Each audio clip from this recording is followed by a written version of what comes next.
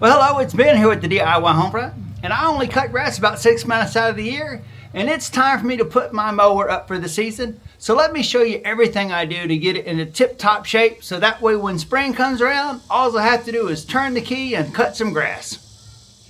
One thing we'll do is we will check the blades to see how they're doing, and the other thing we've got to do is we're going to do a service on the engine, change the oil, the air filter, and I'm going to go ahead and put a fuel shutoff. And the last thing we'll do is we're going to drain as much of the gas out of this as we can, so that way when we put more gas in it, it can start right up. Now when it comes to checking or changing the blades, I like to use this long throw 3-ton jack because it gets the deck plenty up in the air and it makes it easy to access those bolts that hold on the lawnmower blades. Well, I appreciate you checking out the channel. I hope you enjoyed the video, and don't forget to subscribe. Tell you what, I'm a firm believer in having one of these impact guns. You see all the dirt that fell down with that impact driver? Normally I blow the lawnmower off when I get done with it, but I do it in the grass, and I didn't blow it off because I had it in the driveway, and that means there's a lot of dust and dirt on there that's falling down all over me. If you get the nut stuck in the impact driver, sometimes the easiest way to get it unstuck is just to tighten it up until it breaks it loose. I've got that sandy soil that always ends up doing this. It just wears it down. And as thick as that metal is, you wouldn't think it would do that, but it certainly does. And it gets progressively worse the farther you go back in the mower. That's the reason why my deck looks so polished, because that sand just sandblasts it all the time. This is actually the second deck on this mower. I've had to replace it once. And if you didn't know it, those decks are pretty pricey when you buy them from the manufacturer. I think I paid $1,300 for it. At any rate, there's really not too much to changing lawnmower blades. You need a good jack so that you can get access to those bolts, and an impact driver does all the rest. In the past, before I had an impact driver, I would take a piece of scrap 2x4 and I would wedge that in between the mower deck and the blade, so that way the blade wouldn't move, because it would take 2 hands on the end of a socket wrench to break the bolt free, because as the blades spin, it's constantly tightening up that bolt that holds the blade on. And I'm only saying this because if you take your blades off and sharpen them, or take the blades off to replace them, an impact driver really does make it a lot easier. Now as far as grease fittings, there's a grease fitting here and a grease fitting here, and one you always miss is the grease fitting that's right there on this mower. But we have put bearings in here, so we don't need to grease this anymore, but those bearings, they really work well. I used to keep wearing out the bushings and the shaft that was in there, and my wheels would be really wobbly, but not anymore. But let's go get the grease gun and we'll go ahead and grease the 3 spots that need it. I like to clean up the area around the grease fitting first, so that way I'm not forcing dirt into the grease fitting. Unlike a lot of grease fittings, I can't see the grease squeezing out anywhere when I'm putting grease in this particular spot. So I normally put 3 or 4 pumps in someplace I can't see and just call it quits. The last thing to do is to clean up any excess grease from around the fitting. Well, you'll find some areas seem to have a lot more excess grease to clean up than others, but just try to make sure you don't push any dirt into where the grease came from. Now the goal is to get new grease into the shaft, not necessarily coming out of the bottom or top. So once you see the grease coming out of the bottom or top, that means there's fresh grease around that shaft. A quick spin and I can tell already that the grease is where it needs to be. Now I'm going to clean all the excess grease off, and I will actually go back and put a little bit more grease in this once the lawnmower is back on the ground, until I see the grease squeezing out of the top part of this fitting. I'm going to do the same thing on the other side. I'll clean all the old grease off, and then I'll put new grease in until I see it come out. I'll wipe away the excess grease, but the difference is I'll go ahead and lower it and put some more grease in it until I see some grease coming out again. It's not quite as easy to tell because a lot of the grease is squirting out on the other side, but there's fresh grease coming out of the top, so I know I've got this well lubricated. Well, on the other side it didn't go quite as well. I put a bunch of grease in it, but more grease came out of the bottom than the top. But there was fresh grease coming from the top of this location. This is my bag of extras, and what we're going to be putting on it is a fuel filter. And this mower has never had it, but I'm going to put a fuel cutoff too. I'm probably going to need some of the clamps. Now, by far the easiest way to get the fuel out of there is to use one of those Harbor Freight fuel pumps. All we have to do is take the fuel pump, fuel nozzle next to it, turn it on, and out comes the gas. The fuel pump really does a good job of getting all the fuel out, and fairly quick too. And I'm doing this because it'll just make it easier to replace the fuel filter and put that fuel line shutoff valve in place. Now we'll just look and see when we start getting some air.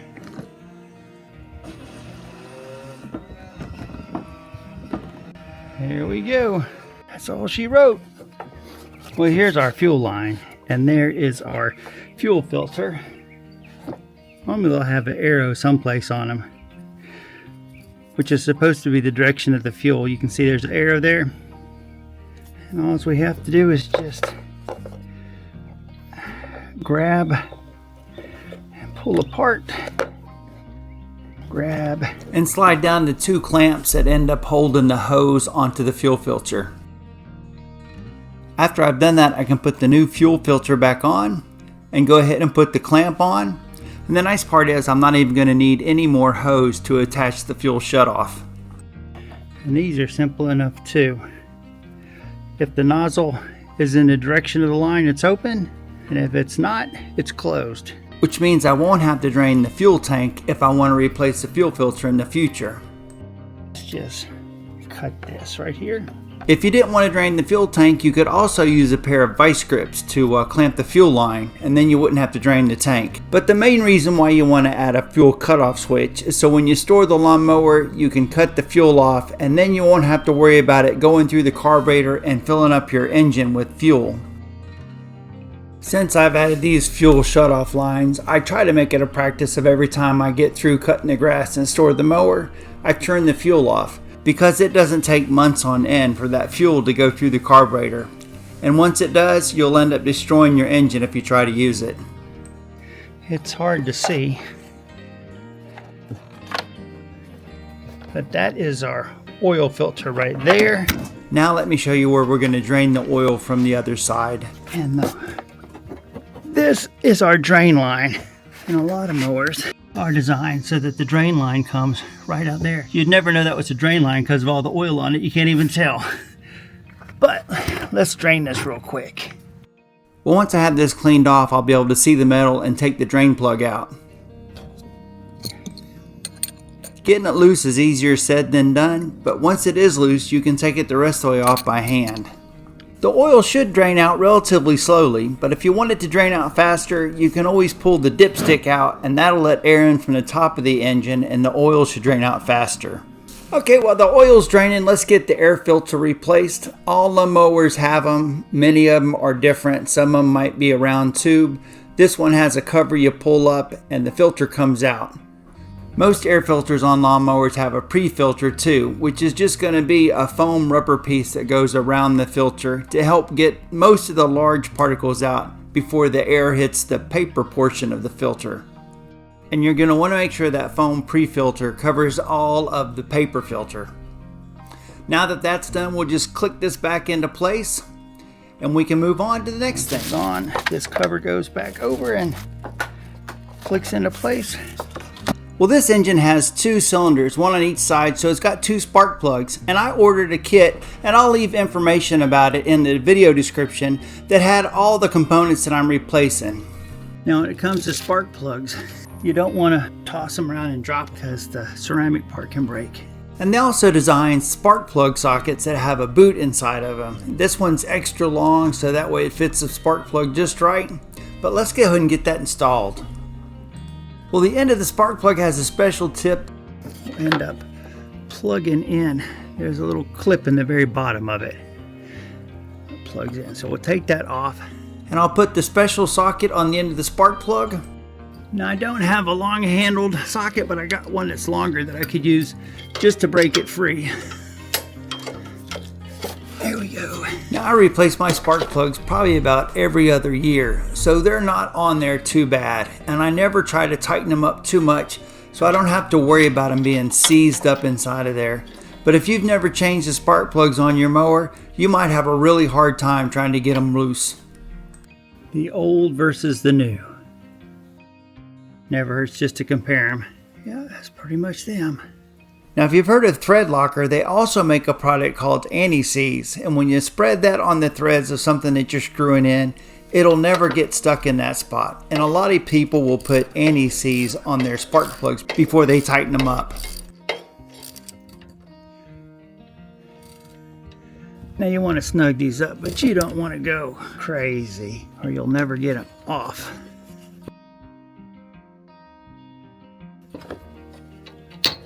Now I replace the spark plug on the other cylinder the same way. The only difference is I probably have a better camera angle.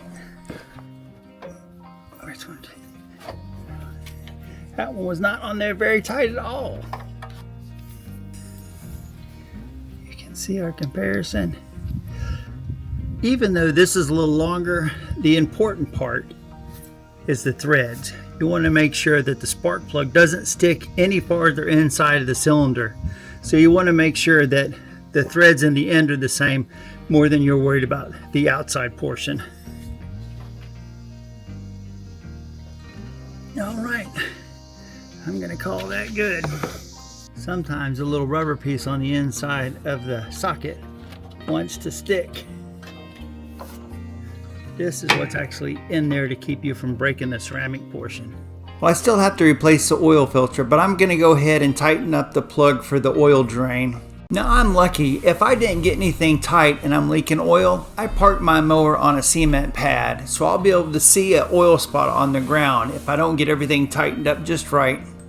Well, I've got my oil drain pan close by because sometimes when you take off these oil filters, they can get awful messy.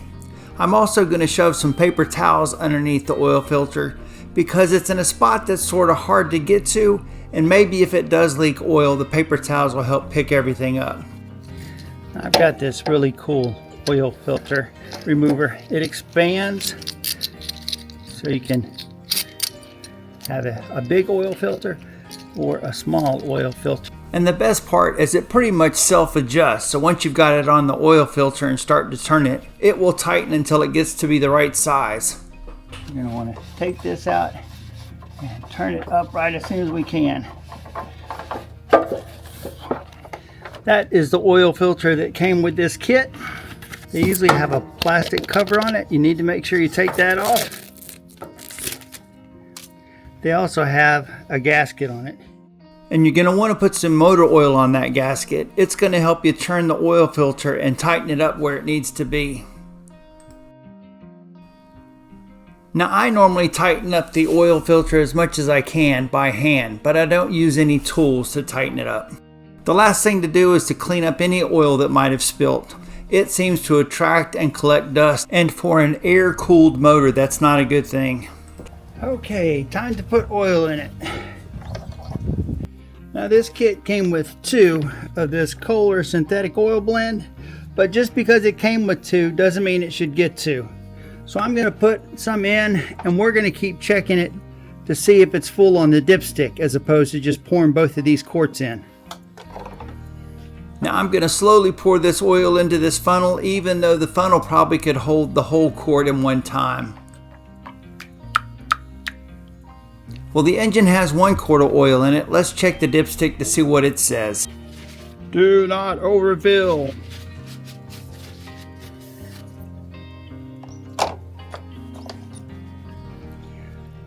Okay, it's not on the dipstick at all yet. Well, I added oil and checked the dipstick several more times before I finally got the correct amount in the engine. That is right to the top of the fuel. That is where we want it. So we changed the blades and the spark plugs and the oil and the air filter. She is all set up, and we greased the grease fittings. Let's start this thing up. All right, we've got to put this in the barn, so I'm going to need to put some more gas back in it.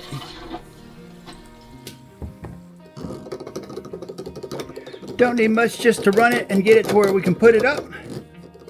If I had to guess, I'd say I probably put about a half a gallon of gas in it. Now, with the exception of the fuel cutoff valve and the lawnmower blades, everything else was included in a maintenance kit, and I'll leave information about that in the video description below. Well, the last thing I do before I put any of my lawnmowers away is I take my battery operated blower and I blow all the sand and dirt off the mower and deck. It keeps all the organic material from resting up against the metal, which can cause rust. Once the lawnmower is parked, I'll hop off of it. I'll turn the fuel off with that valve we installed, and then I'll let the lawnmower run out of gas naturally. That means there'll be no gas in the carburetor to go bad, and after I take my fuel pump and drain the fuel tank again, there'll be no gas in the gas tank to go bad. Well, there you go. It's ready for winter and it's ready for spring. We've got new lawnmower blades and it's got a complete tune-up. And we ran it out of gas when we stored it, so that way there'll be no ethanol to clog up the carburetor. So it should just start right up when spring comes around. Well, thanks for watching. Like, subscribe, check out my playlist, and I'll see you in that next video.